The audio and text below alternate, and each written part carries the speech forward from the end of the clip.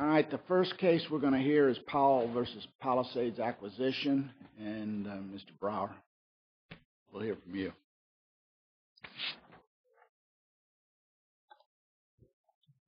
Good morning, Your Honors, and may it please the Court. The question to be answered today is whether a debt collector's filing of an assignment of judgment is subject to the FDCPA and MCDCA when the debt collector is not the assignee and the document states inflated amounts owed. Now, in answering this question, it's important first for the Court to consider the text of the Fair Debt Collection Practices Act and ground its opinion in well-rooted precedent in the FDCPA. And what that precedent tells us is that the FDCPA is a remedial statute that should be construed liberally in favor of the consumer. The Court should not draw narrow lines to protect debt collectors, but rather broad lines to protect consumers. And in this particular case, the District Court erred for two reasons.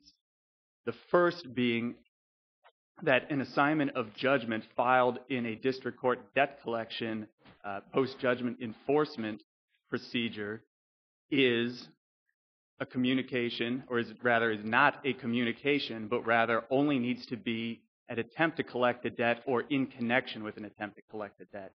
And second, this assignment of judgment, when false, is materially misleading to the least sophisticated consumer. Now, with respect to the first point, the District Court ignored precedent and plain meaning of the text and required that an assignment of judgment be a communication. But if we look to the text of the FDCPA first, we see that only one section of the FDCPA, that's 15 U.S.C. 1692C, addresses communications, and 1692C claim was not pled in this case. Rather, the claims were under 1692E and 1692F. E covers false, deceptive, or misleading representations or means, phrased broadly, or means in connection with the collection of the debt. And 1692F, again, broadly just covers means to collect or attempt to collect a debt. Now, the action or the act taken by the debt collector does not need to be a communication specifically.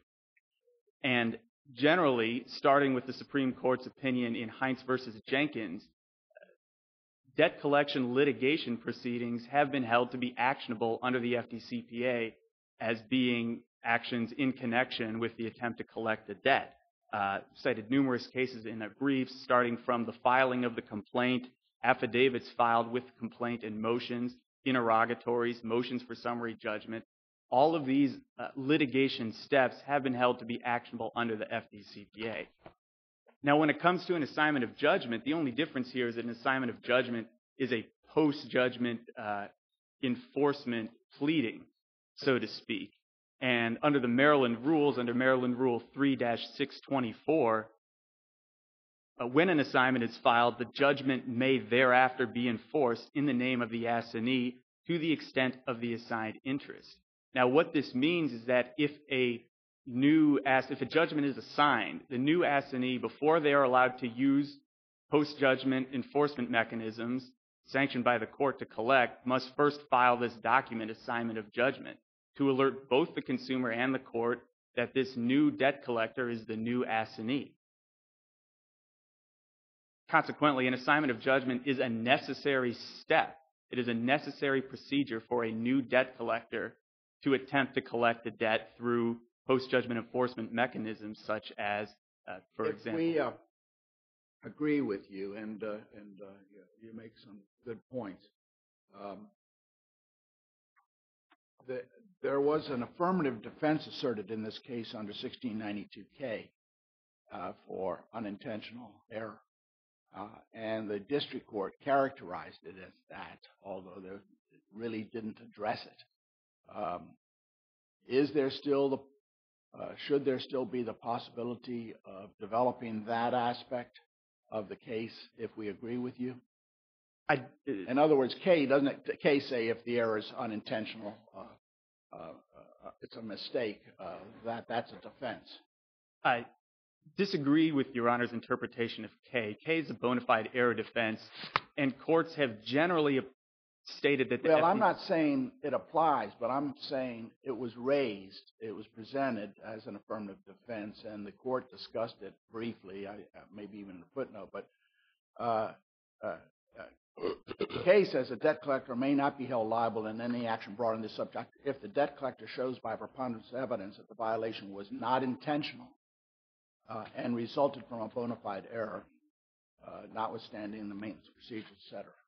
And as I understood the record in this case, there was a paralegal error in transferring the data to a template that the attorney relied on, and he acknowledged the error and said it was a mistake, and the district court seemed to refer to it as an unintentional error. My question is, should the district court now have to address that defense if we agree with you on the fact that the assignment is a debt collection activity covered by the Act? To a certain extent, again, the posture of the case below is just on summary judgment. And there's at least a dispute of material fact as to whether there was a bona fide error. And I agree.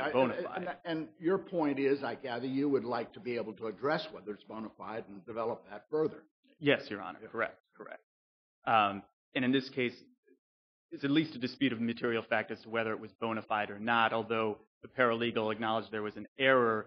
Generally, precedent on bona fide error is stated that the debt collector must maintain some type of quality control check, some type of procedures to double check and verify whether the data and the processes used by the debt collector to collect the debt are accurate or not. In this case, the deposition testimony of Mr. Whiteman basically establishes that data is uploaded by this debt collector. Paralegals may do this, that, or the other thing, but the data is never double-checked for accuracy. And when, in fact, this assignment of judgment was filed, it was never double-checked by the attorney before signing the assignment of whether or not the information contained in it was actionable or not. With respect to the assignment itself, just a few more points I would like to make. Well, it looks pretty clearly that the debt was $8,200 plus pre-judgment interest of $1,011. And when you combine those two, that's $10,497, and that's what the paralegal put in, $10,497, and then added in attorney's fees, which got to too much, and the actual debt should have been lower. No, all three numbers add to she added all three numbers together. It's the exact number, $10,497.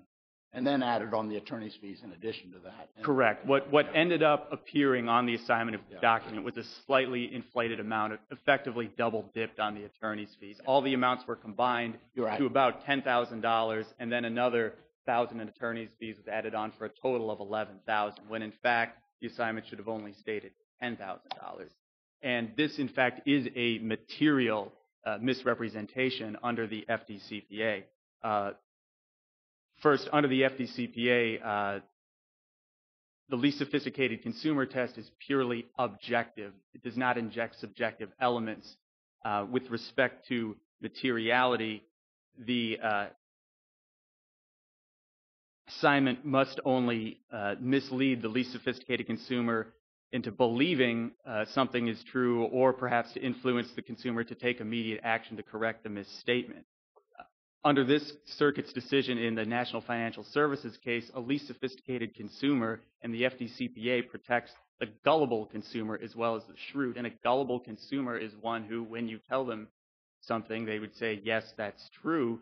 Or in this case, perhaps when we're dealing with an old assignment, people may forget what they have paid and what they haven't. And on this assignment of judgment, the false statements are that the amount is actually essentially $11,000 when it's really $10,000, which a gullible person may take that at face value. It also failed to record the payments, $2,700. Correct, Your Honor. It stated payments totaling $0, and over the passage of time, gullible consumers, unsophisticated consumers, which the Seventh Circuit has said is literally the most unsophisticated person on the ring, may not have the means or may not remember what they have paid, or perhaps they thought they paid another debt. Counsel, when the misrepresentation lies in numbers like this, what's the bright line? I mean, what if it was $100 off? Should we have a case then? Absolutely, Your Honor. The bright line, and in fact, was addressed. Bright line is it has to be exact, perfect numbers. Yes, Your Honor. Generally, precedent has stated that if the debt collector asks for $1 more, a penny more than they are owed, that is a misrepresentation under 1692E2A. I guess the question is 33 cent overstatement material? Yes, Your Honor. It would lead the least sophisticated consumer to pay 33 cents more than is owed. You don't the line need to has to be make drawn that claim, somewhere. and I think it gets you're pushing the line pretty hard. How about 1 cent over, or 3 cents? The 4 turned into a 7 on the document, and it's 3 cents too much. Is that material? Yes, Your Honor. We have to draw the line somewhere. Well, I understand, but materiality is something we always assess. It's a little bit like objective reasonableness. I mean, courts assess those things, but I must say, when you argue for such a hard rule of 3 cents over is material on a $10,000, $11,000 judgment. Well, in this case, Your Honor, it's $1,000 over, and well, I understand that's your argument, and it's actually may even be more because it didn't show the 2,700. correct, Your Honor. Yeah, all right. So we're dealing with the thousands of dollars, and with respect to the bright line, I think the bright line does have to be drawn at any amount over, because various amounts of money matter to different people. $100 matters to people who, quite frankly, don't have a lot of money, and we're dealing with a standard that should be tailored towards unsophisticated consumers, many of whom are likely to not be of great means. If there has to be a line drawn here, it should be a bright line drawn at any amount more than that is due in this case. One other point on materiality, the district court's opinion also erred because it ejected subjective belief, or really was essentially injecting reliance into the least sophisticated consumer standard. The district court found that the standard was a least sophisticated consumer who did not believe they owed the debt. That was injecting Ms. Powell's subjective belief from the deposition into that standard, and it was effectively putting in the common law fraud reliance element into the test. Now, Congress, when they passed the FDCPA, in its FDCPA statement of purpose, and Section 1692 says that existing laws are inadequate, and that was the whole reason this statute was passed. Now, Congress was not intending to duplicate the elements of common law fraud here. So it doesn't matter whether or not the consumer was relying on the misrepresentation, but rather whether the hypothetical least sophisticated consumer who is gullible may find that several $1,000s overstatement is true and effectively overpay by several $1,000s more. And more to the point, the issue of whether the assignment of judgment is false or not has already been finally and fully determined by the state courts in Maryland. Case began in the State District Court of Maryland. It was appealed to the Circuit Court, which affirmed the district court's opinion that Palisades did not have an assignment and that the amount on the assignment was false. Sufficient evidence of the assignment. There's no doubt there was an assignment. This record makes it almost conclusive. The problem in the state court was the evidence presented didn't adequately state that Palisades had the assignment. I mean, the assignment's right in the record.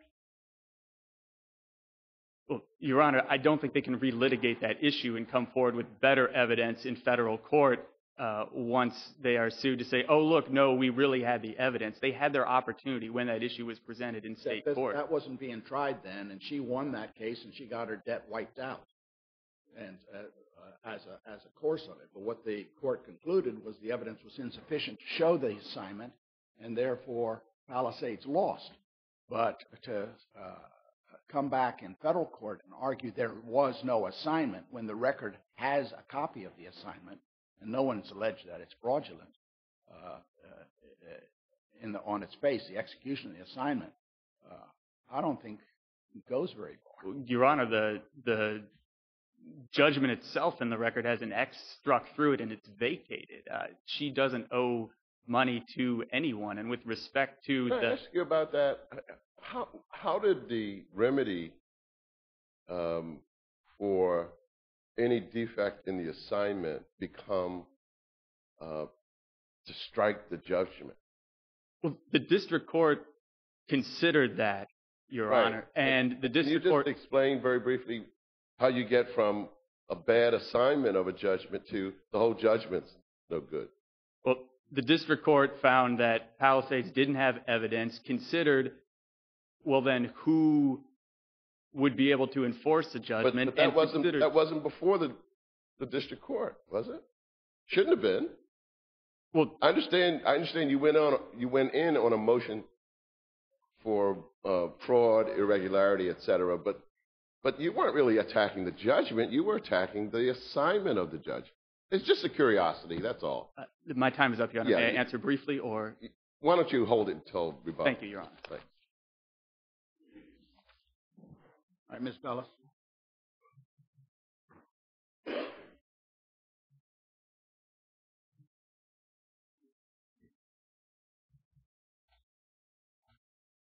Good morning, Your Honors. May it please the Court. My name is Megan Galisi. You're going to have to pick it up a little bit, or pull the microphone to you, but we'd like to be able to hear what you're saying. May it please the Court. My name is Megan Galisi, and I'm appearing on behalf... I'm sorry, I still can't hear you. I'm sorry, Your Honor. My name is Megan Galisi, and I'm appearing on behalf of the appellees Palisades Acquisition 16 LLC and Fulton Freeman and Galisi LLP. I'd like to begin by addressing the materiality argument. The least sophisticated consumer standard may be different in degree from a reasonable person standard or a reasonably prudent person standard, but it is not a different type of standard. It doesn't require that a court examine the least sophisticated consumer and the conduct in question in a vacuum. Bellis, I'm having a lot of difficulty hearing you. I don't know how we can improve this, but if you can speak as if there is no microphone and you're trying to reach me here, that would help a lot. I don't want to cause you difficulty, but I do want to hear what you have to say. Okay, I'm sorry. I will try to speak louder. The least sophisticated consumer standard may be different in degree from a reasonable person standard or a reasonably prudent person standard, but it is not a different type of standard. It doesn't require that a court examine the least sophisticated consumer and the conduct in question in a vacuum to decide whether the statute has been violated. The district court properly concluded that a reasonable, least sophisticated consumer who did not believe she owed a debt would not have chosen any different course of action, no matter what numbers had been stated in the assignment of judgment. Most consumers who fail to pay debts just sit on the couch. And there may be a very material misrepresentation, and they wouldn't have acted differently whether it was correct or fraudulent. Does that mean because they wouldn't have acted differently because they just sitting there like bumps on the log mean it's not material? Well, here we have a representation that overstates the debt by over $3,000, maybe close to $4,000, which is fairly significant with respect to about a $11,000, $12,000 debt. I disagree with Your Honor. The assignment of judgment does not state the current balance of the debt. The assignment of judgment that was filed in the state court action was a court form, and from the information that was contained in the court form, it is not possible to determine what the current balance of the debt is because it makes no mention of post-judgment interest, and it does not contain any field where you can input the amount of post-judgment interest that has accrued. Didn't it have a zero next to payments made? It did, Your Honor, but... And isn't that in and of itself material? She made $2,700. A consumer cannot preemptively or proactively file a lawsuit under the FDCPA. Upon receiving the assignment of judgment, a least sophisticated consumer could have pursued any number of courses of action, including contacting the new owner of the debt to inquire about the inaccuracy. I know, but that's a different issue than your argument. You started off by saying the failure to include $2,700 on this debt was not material. And I'm suggesting to you that the fact that the consumer just sat on there or wouldn't have acted differently if it were stated different numbers is not the test, cannot be the test for materiality. But, Your Honor, the failure to credit the payment was limited to the assignment of judgment. in the records of the appellees, they had credited the $2,700. Except the document said zero. It had a number in the blank spot, right? It did. Okay, now, if they said nothing about payments, had no line at all, you have a better argument. But there was an actual line representing how much she paid, and they put zero there instead of $2,700. Now, that's a misstatement, isn't it? It's inaccurate, but it doesn't result, in this instance, it doesn't result in any detriment to the consumer because the appellees did have a record of her payments and had credited the payments to her. What in the statute or the precedent requires, quote, detriment to the consumer under the least sophisticated debtor or consumer test?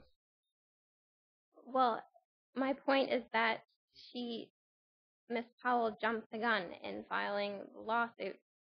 There was no... Sounds like what you're saying is, oh, this would have all been worked out in the end. Is that essentially what you're saying? She filed a lawsuit, but, and by the way, she didn't file a lawsuit. She filed a motion to vacate, correct? Yeah, she did. I mean, and so what your argument is, if she just talked to us and we'd have taken a closer look at our records, it all would have been worked out. No, my point is that even if she had done nothing, even if a least sophisticated consumer had done nothing upon receiving the assignment of judgment, and the judgment had ultimately been enforced, the appellees would have enforced it in the amounts contained in their own records and then satisfied the judgment after receiving much less than Ms. Powell actually owed. And that's not a violation of the Fair Debt Collection I don't know why you're so sure about that. At least hypothetically, debtors have all kinds of garnishments. And so, it seems to me it's not fanciful to think that a debtor in Ms. Powell's position could easily have an amount in excess of what was actually owed. But those aren't the facts of the case, Your Honor. The appellees didn't attempt to collect any amounts that Ms. Powell didn't owe. Well, that's a separate issue. Question is whether the filing and serving of the assignment was in connection with an attempt to collect the debt. But you didn't want to talk about that. I will. Or at least initially, you wanted to go directly to materiality. I will get to the collection activity argument. The assignment of judgment doesn't amend the judgment, and it doesn't give the assignee the right to enforce the judgment incorrectly. And even if a least sophisticated consumer had wasn't the assignment debt collection activity, wasn't it one of the steps that had to be taken to collect the debt? I disagree with it being collection activity, and I can turn to that argument.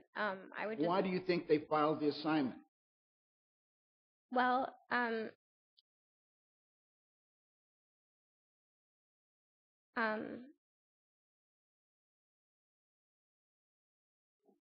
the Fulton Freeman Anglesi is the attorney for Palisades acquisition, and an attorney has an obligation to protect its client's interests. Mr. Whiteman testified that a purpose in filing the assignment of judgment was to avoid leaving the judgment vulnerable to vacator, which would have been a concern as the original judgment creditor no longer existed and the attorney's office that represented it no longer existed, and those were the only entities associated with the judgment in the court's record. What about the affirmative defense? You didn't seem to press that in your motion to the district court. You raised it as an affirmative defense in your complaint, and it was sort of alluded to in passing. The court talked about it as an error, but it seems to me this whole case, if you were to center this whole case and ask about whether your client has responsibility, the real answer is we made a mistake in our assignment. We misstated the amount, but it was a administrative error created by a paralegal in transferring data. And we are sorry about that, but that doesn't create liability. Isn't that really where you are in this case? And I didn't see you make that kind of argument. It is true that it was a clerical error and that it was intentional, and the appellees are entitled to the bona fide error defense. I disagree that the Did you raise that as a principal point in the motions before the district court? the appellees did raise the issue of the bona fide error defense, yes. And you think the district court ruled on that? I don't believe the district court ruled on it. No, Your Honor. And just, I would point out that even if a least sophisticated consumer viewed the assignment of judgment as a statement of what was due, Ms. Powell owed every dollar that was stated in that assignment and then some. I will now turn to the collection activity argument. Filing the assignment of judgment was not collection activity because it did not contain a demand for payment, and nor does the filing of an assignment of judgment act as an inducement to pay the debt. Complaints and motions for judgment seek the entry of judgment. The statute's pretty broad. It's not related to just the communication. It's any misleading representation or means in connection with. That's pretty broad. And if we were, you seem to think that the assignment from one company to another, which is necessary to collect the debt and actually did result, I guess in this case, in some garnishments and so forth, that that's not a representation or means in connection with collection of debt. Well, in order for the filing of an assignment of judgment to lead to payment of the debt, there have to be attachable assets and there have to be additional filings with the court. Well, sure, but it's because of rules and procedures, you have to do it in steps. Your argument would be that if it could all be done in one document, that you file the assignment, you file a garnishment, you file an attachment, all in a single document, then there would be a violation. Is that the point? Well, the Sixth Circuit in the Gurdon case stated that when there is no direct demand for payment, something has the requisite connection to collection to itself be considered collection activity if it aims to make any attempt at collection more likely to succeed. The filing of an assignment... This was not only more likely, it was necessary to file this in order to collect, wasn't it? It's not the purpose of the filing of an assignment of judgment is a ministerial step which records the new holder of the judgment and permits him to file enforcement papers in his own name without having to amend the caption. It doesn't cause assets to be discovered. It doesn't inherently put pressure on a judgment debtor to pay the debt, and it might never lead to collection of the debt. The assignee has the right to enforce the judgment by virtue of having acquired all right, title, and interest to the judgment by the assignment, not by virtue of the filing of the assignment of judgment with the court. Counsel, do you agree that when you file an assignment, it's spread on the record of the court? It becomes a public notice, or right, when the assignment is filed with the court, right? Spread on the record of the court? Yes, Your Honor. Okay. So if you have a job and you heretofore you haven't paid the debt, but you know that now it's been assigned, you don't want to be garnished, doesn't that induce you perhaps to pay the debt now? But so the judgment, the assignor of the judgment could have enforced the judgment also. I mean, nothing has changed by filing the assignment of judgment. It doesn't become more due or more enforceable. I mean, once a judgment is entered... Yes, it does. It means that somebody now is paying attention to it. It would have to. The common sense of it is now this thing is active. Someone is filing something in the court, acknowledging the assignment of this debt. And the next step would be garnishment. Most people know about garnishment. That's the one that you lose your job. And that's the biggest weapon of debt collectors, to be able to say, I'm going to garnish your pay. So why wouldn't that at least be inducement? Part of inducement. Even like you said, maybe it might be somewhat superfluous, but it is inducement, isn't it? There's nothing in the language of the assignment of judgment itself which suggests that the assignee can now enforce the judgment. And as I said, the original judgment creditor could enforce the judgment as well. I mean, nothing has changed. Is a motion for summary judgment on the debt That's not the collection of a debt. It's a preliminary step in order to get a judgment to enforce. But a summary Didn't judgment... we hold in Syed that the motion for summary judgment was a collection activity? A summary judgment seeks entry of judgment. That's an imminent negative consequence that someone This could seeks be... entry of a judgment and also in a sense that it puts it in a different person's name. But it seeks entry of judgment, which is an imminent negative consequence which someone might be induced to avoid by payment of the debt. Once the judgment is entered, the negative consequences of that fact are ever present. There's always going to be someone who can enforce it. What if you took a Baltimore City judgment and recorded it in the circuit court for Anne Arundel County? Would that satisfy the statute? Just recording a judgment from a neighboring jurisdiction? No, I don't. It wouldn't? That's the recording of a judgment. I'm sorry, I guess I don't understand your question. Well, in order to get a judgment enforced against real property in Maryland, you have to record it in each county where there's real property.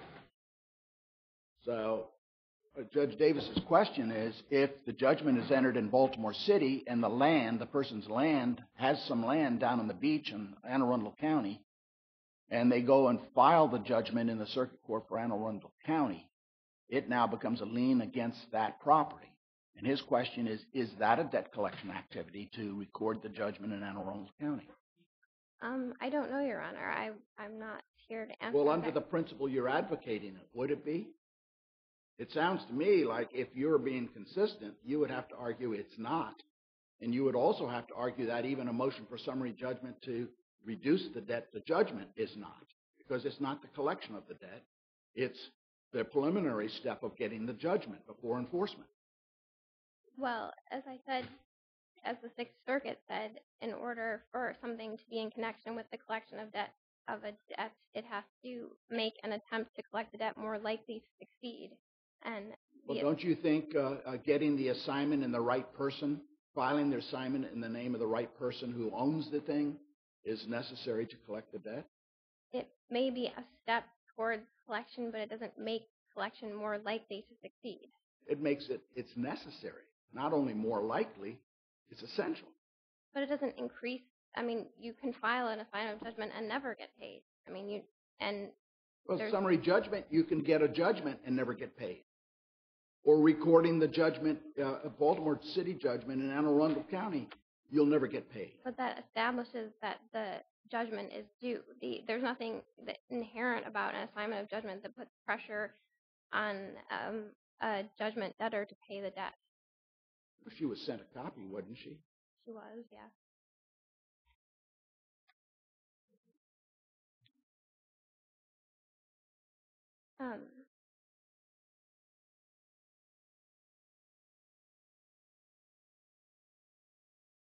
The district court likened the assignment of judgment to a proof of claim filed in a bankruptcy proceeding. The purpose of a proof of claim is to establish the amount owed to the claimant. Maryland Rule 3624 does not state that upon filing an assignment of judgment, the assignee establishes the amount owed. And as I've already stated, you can't possibly state the current balance in the court form that was filed in the state court collection action. And once you file a proof of claim, you get paid. And as I've been trying to point out, filing the assignment of judgment does not result in payment of the debt. And if filing a proof of claim is not collection activity, then certainly filing an assignment of judgment is Which court held that filing a proof of claim is not a debt collection activity? Lower courts in the District of Maryland. Has that ever, do we have any Fourth Circuit precedent, a circuit precedent that reaches that conclusion? No, Your Honor. That concludes my remarks. If the courts have no further questions. Pardon me? That concludes my remarks. Oh, Your okay. Honor Well, has thank no- you. Thank you very much. We'll have some rebuttal from Mr. Brower.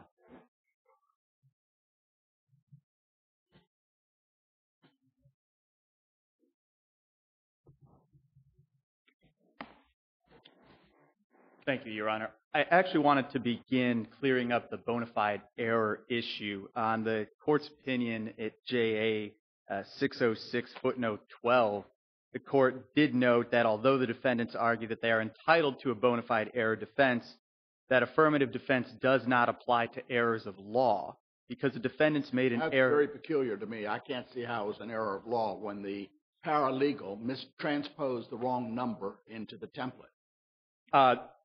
It was an error of what amounts are included in a judgment. Attorney's fees are not included in a judgment. So by essentially putting the attorney's fees in with the judgment and then asking for an additional $1,000 plus in attorney's fees, that was the error of law. Well, there's also the misstatement failure to pay $2,700.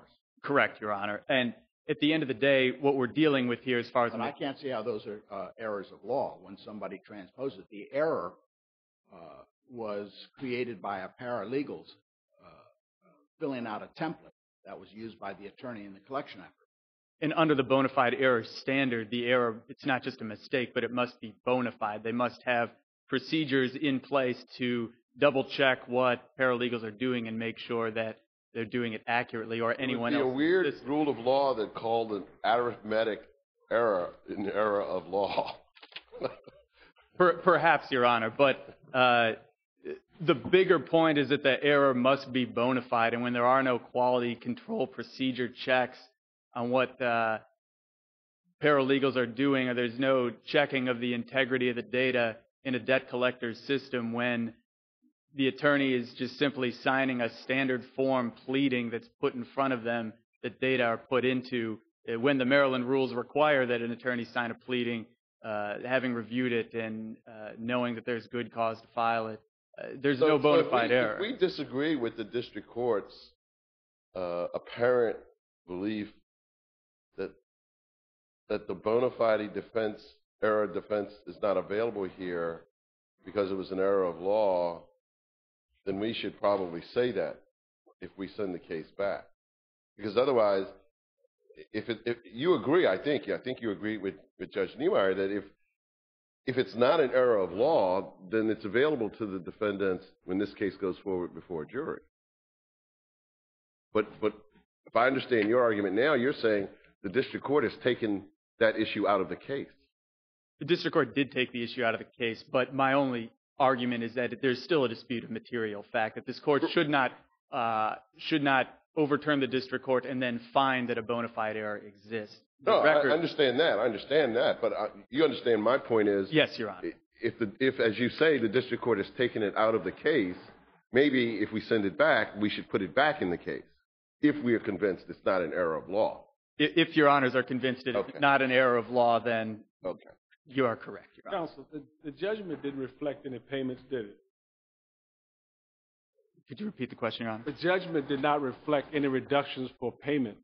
No, Your Honor. The judgment reflected no reductions for payments. All right. There were at least 27. So in that case, that if there was no error in doubling the attorney's fees, you wouldn't have a case merely because there's zero for payments, would you? Well, we would have a case. Why would you have a case? Would it be correct? They purchased paper. They purchased a judgment for amount of money. And if they accurately reflect what that judgment said, which did not reflect payments, because you have to live and die about the first act of an attempt. You're saying that the first act is filing the assignment and collection. Now, let's assume that's correct. Well, what is the error if they said, no, I'm giving you exactly what the judgment we purchased said. This was the amount. It didn't reflect payments at all. Why would it be a false statement just in that? As counsel said, I think correctly, and that is if they try to collect more, didn't reflect that. But right now, we're just talking about, did you accurately record what that judgment said and give it for the purpose of an assignment? Would you have a case if all they did was did not reflect payments? That's the question. Can I clarify one thing to make sure I understand? When you clarify my question? They said payments $0. So is your hypothetical if all they did was write down the amount of the judgment and said nothing about payments? Or whether in the facts of this case, if they had written down the amount and then... In this case, if that's a form that had payments on there, which would be available, I suppose, if the judgment reflected it, since it didn't, it is $0. So yes, even if it said payment 0. Well, in this case, payments were $2,700. Yeah, but that's not the question. The question is, they have an assignment. Did they accurately say what that judgment said? Because you got to live and die by that. That's all they did in the act. They didn't try to collect any amount, as counsel correctly stated. What they're saying is that we said, this is the paper we purchased, which is a judgment. These are the numbers that came from that judgment. There was no reflection of payment. 0 is accurate. But what? In the facts of this case, Your Honor, they stated more than the amount of the judgment. They double-dipped on the attorney's fees. And then when payments were actually made... I thought in my hypothetical I said if there were no mistake as to doubling the attorney's fees. The judgment amount was accurately stated, and they put payments, it said 0, because the judgment didn't reflect any. They're just purchasing paper. For example, you got to think of that world, that industry. Someone is telling them what their judgment is. Listen, I have a judgment. How much will you really give me? How much will you give me for this judgment? They say, okay, I'll give you this. Well, you know, the people may not always accurately state what the amounts of the payments were. So they purchase paper. So at this point, why are they going to cut themselves short and put down payments if the judgment doesn't say that? Now, the burden would be on them if they try to collect more and it's found like that. But at this point, this is a matter of transferring numbers to an assignment, and the numbers would not be incorrect. It doesn't reflect payments. It's 0 because this is a form. It's because some judgments do. They may say credit for payments. This one didn't. So you can't have your cake and eat it too. Mr. Broward, wasn't this an assignment of judgment under Maryland rule, which requires the assignment to be filed everywhere where a lien is filed, and it requires that payments be shown on the face of it? And in this case, the assignment did indicate affirmatively that no payments were made. In other words, when it's a lien against real estate in Maryland, and you just record the whole judgment with not reflecting payments, it'll misrepresent the scope of the lien. And the rule under which this is filed, 3-624, requires that it also be given to to follow the lien route that was originally filed and show the reductions of the judgment. That's absolutely correct, Your Honor. And in this case, the lien would have stated an inflated amount. Yeah. And I see my time has expired if there are no more questions. Thank you, Your Honors. All right. We'll come down and greet counsel and proceed on to the second case.